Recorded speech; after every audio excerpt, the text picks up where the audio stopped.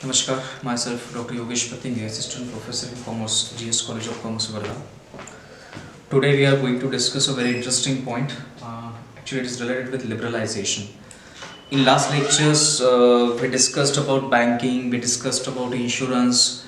Uh, in previous some lectures, we also discussed about IT sector, ITES sector, and different sectors which are the part of service sectors. But when we think these sectors from the angle of liberalization, actually these sectors got tremendous freedom to act, to work, to design the policies, to have what we can say a good reach to customers with innovative ideas, with a new way of doing marketing, with great infrastructure or advanced technology. All those things are actually seems to be very positive for these companies, but along with these positive things some challenges are also there, because when you are going to open everything, it means that you have to prove yourself always at uh, a good company, a best company among the others. So when we talk about liberalization, it is actually or what we can say, for example, when we are in the process of that, just doing everything liberalized, way behind in 1991 and that era, people generally talked about when you are going to open everything, then they were going to just eat up your domestic business, domestic companies won't survive. But after all just after what we can say, just 30 years later, from 1991 to 2021, almost 30 years, we are seeing that domestic companies are very strong. Look at LIC, look at SBI, look at all those public sector banks. Though okay, they have the NPA, but that NPA may be because of the government decisions, government policies, or they don't have that much freedom, or they can't just say no to the government that they are not going to implement that particular scheme which will increase their NPA, because they were the public sector banks. So we can say that what was the fear of doing the liberalization? It was not, or it is not that which was actually thought previous before 30 years. Lot of companies are there which are actually having good performance, just naming few of them. uh, NHPC is good, BEL is good, LIC, SBI is good, then we can say ONGC is good, then all petrochemical companies which are actually Indian Oil, Hindustan Petroleum, Bharat Petroleum, these companies are actually working very nicely and having a very strong balance sheet. So when liberalization will give you a challenge, it will also give you the opportunities to develop your company, to expand the company.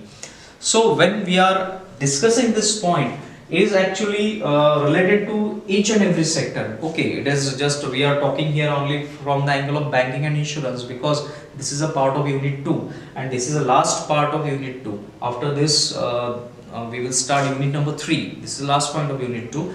So when we are discussing liberalization, this liberalization is applicable for banking sector, for insurance sector, because it is a part of unit 2. So the title of this point, today's point, is challenges and opportunities with liberalization. As I discussed with you right now, that there are some challenges, there are opportunities, because when there will be challenge, it will certainly create a space for opportunities. So we will discuss it from that angle. The first one is infrastructure. It was a challenge to develop infrastructure, to invest huge amount of capital for infrastructure. It is not a joke to develop infrastructure in such a big nation. We are at number 7 if we just compare with other countries in terms of our area. We are at number 7. So when you want to develop each and every corner of our nation with a good and sound infrastructure, means good roads, railway network, air network, then if you have, if that particular area have the rivers, then the network which spans along with the rivers for traveling and just movement of goods. So all those things, bridges is there, so all those things needs huge amount of capital. So But when you develop that architecture, or when you develop that infrastructure, it will certainly create the opportunities for these type of sectors to develop. Because when there will be a proper networking, when there will be the access to the technology, when there will be a what we can say educated human resource, then certainly there will be the emergence of banking, insurance and other sectors. So infrastructure is actually a challenge to develop, to sustain, to maintain that infrastructure, to create a new infrastructure. So that can be a challenge, and certainly it will prove opportunity for that particular sector to develop and to expand. So this is the first one. Second, innovative distribution channels. Distribution channels, the way we can go with the help of marketing. There are a lot of innovative ideas right now. Today we have different innovative ideas. Now the new distribution channels are coming first.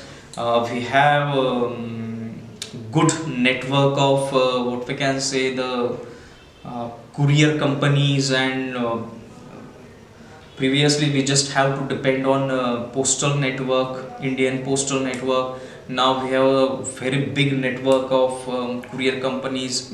Courtesy goes to the online platforms, Amazon, Flipkart and other big shopping websites, shopping online platform companies which offers you the online shopping experience. So there are new distribution channels. For example, if I just want to sell something, then I just don't have to just open a brick and mortar shop and just sit there for the entire day and wait for a customer to come.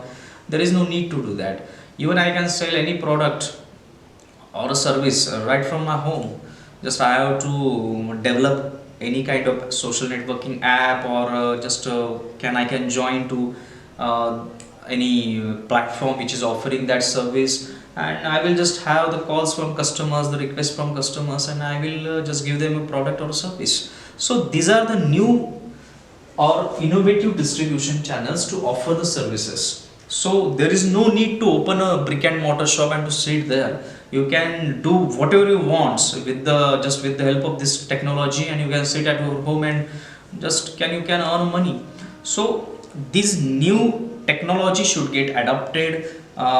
It has certainly some challenges because we don't have that network capacity, we don't have that bandwidth which is needed, but it can be certainly developed with the help of development in infrastructure, and it can certainly prove opportunity for any kind of sector, just not only banking and insurance, but any kind of sector to grow and expand in that particular area where they think that there is always a scope of development. So we can say that innovative distribution channels certainly prove a good opportunity for companies with the just because of the liberalization, because there are no restrictions. Liberalization means actually you are liberalizing everything.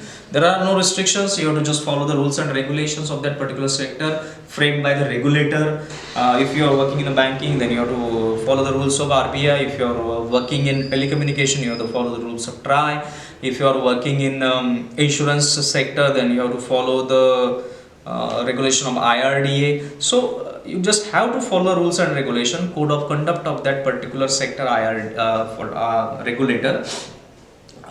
But along with that, it will be completely liberalized. You just have to work in that particular frame and prove yourself. So liberalization will throw you a challenge and opportunity at the same time. The third point is micro insurance and micro banking in rural sector. Look, when we talk about a rural sector, everywhere you can't just open your branch because it needs a huge investment. So apart from that, if you just not opening the thing, you can just do your business in a micro way. So for example, if there is a village and that village needs the banking facilities, and the nearest bank is just for example take it as 15 to 20 kilometers away from that particular village. So the banks can just appoint someone, any agent in that particular area, who is a resident of that particular village. That particular person will offer the banking services to that village. and he is actually an agent of that particular company who is working on a commission basis. So these things can be possible.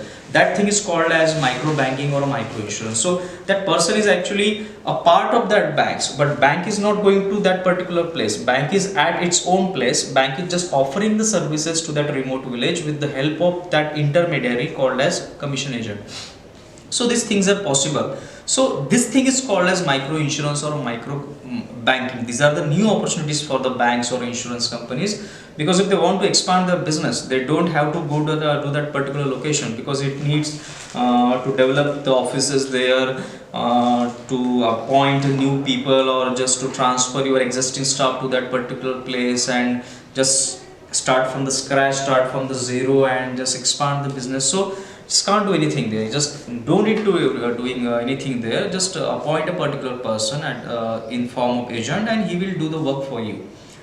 So that thing is called as micro insurance or micro banking. So this is also one opportunity for these sectors which actually opened with the help of liberalization.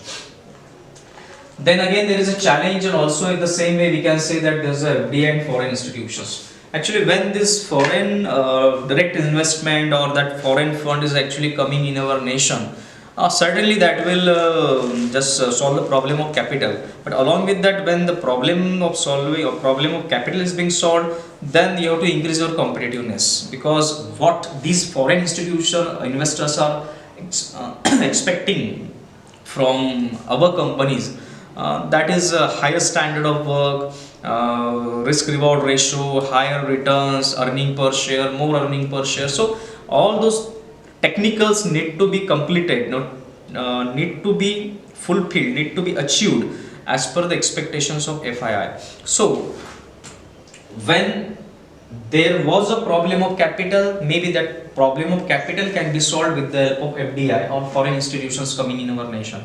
But again, when someone is investing in your company, he is certainly expecting some good thing from you. So at one way it is actually a opportunity, because the problem of capital is being solved.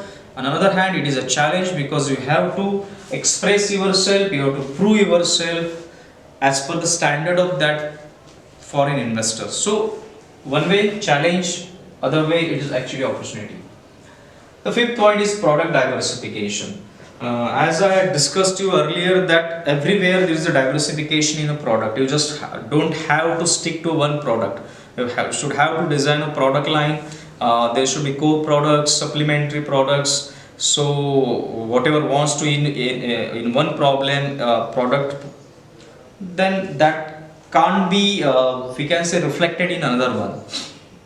So it is actually a secure thing for that business, because they don't have to rely on that particular one product. They have a complete product line. So if you see, just take any one company, they are working on product diversification. Means take a FMCG company, for example, Hindustan Unilever. They have a different category of 100 of products. You can take, for example, Amul. Amul just works only in the milk and related products, but look, their product line is very vast. So they are working on product diversification. So if they are incurring some losses in particular one category, they will certainly recover those losses in another way. So product diversification is very important. And again, if your problem of capital is being solved, then this thing will be very easy for a company. And when we are talking about liberalization, as government has liberalized the rules and regulation, so product diversification is very easy if that company thinks that they can work in this product and other product, and they can change their product line accordingly. Moving to the next point is a new generation business. New generation business is actually completely depends upon technology. Artificial intelligence is there. Businesses are not moving to artificial intelligence. They don't need a decision makers.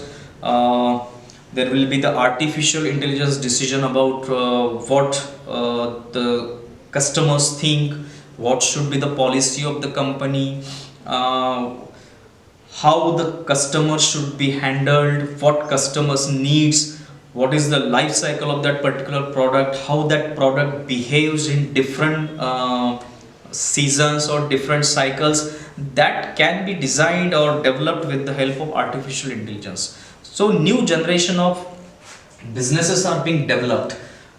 Those businesses will be related to the product category or services category, but with the help of advancements in technology nowadays, new ideas are possible. That ideas will get converted into realities, and that are being developed, delivered to the customers very easily. So just can take any example. For example, if just want to do a business in a, what we can say, in a robotics, you can do that because the technology is available.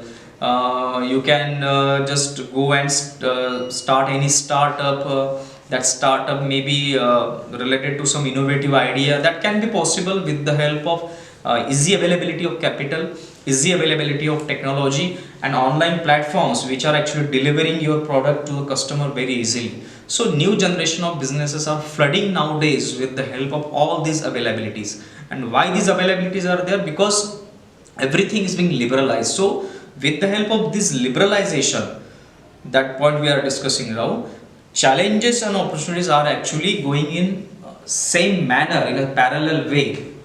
And the last point is operational autonomy. Actually, it is quite much related to the liberalization, because when we talk about liberalization, it is actually one type of autonomy. You don't have to answer every time to a particular authority. There is no license Raj. It means that you will just have a permission from your regulator to start a business. They are not going to interfere each and every day. They will need certain things, certain requirements, statutory requirements. If you fulfill those statutory requirements, then it is there will be no interference from them. You have to just work as a code of conduct designed by them. And that is called as operational autonomy. They are not going to just come in your way and ask you that how you are going to sell this product if it is not legal thing. Why are you doing this and that? It is actually a complete autonomy of that particular industry, particular business to work, unless and until if they are crossing the legal things which are being designed by that regulator. So every time operational autonomy certainly, or in a lot manner, helps to that particular business to grow, to expand, to earn more returns in comparison to capital. So when in a whole way, in a summary, when we think about liberalization, actually liberalization has throws lot of opportunities to the customer, to the insurer, to the business, particularly to the banking and insurance sector, because banking and insurance sector are the base of any economy. If these two sectors develop, I will give more stress on banking one, because insurance is again another thing. But if that banking sector is a strong one, actually it will certainly develop, it will certainly contribute to the economy of a nation. Because every time we just calculate the numbers of GDP, and if we see the major contributor to GDP, the number one in our country, in our nation, comes agriculture, and support to agriculture comes from banking sector. Because every time if there is any problem, banking sector comes for the help of agriculture. So when you are actually stimulating agriculture sector for a contribution or growth of GDP, you need to certainly strengthen the banking sector also every time, because it will ultimately help the agricultural sector. So because these sectors are very important, and if these sectors has that operational autonomy, they will certainly develop, they will expand, they will work with foreign institutional investor, and they will give a good services to the entire nation. So I hope today's point you just got it properly. This was the end of unit number 2. In next lecture we will start unit number 3. Thank you very much.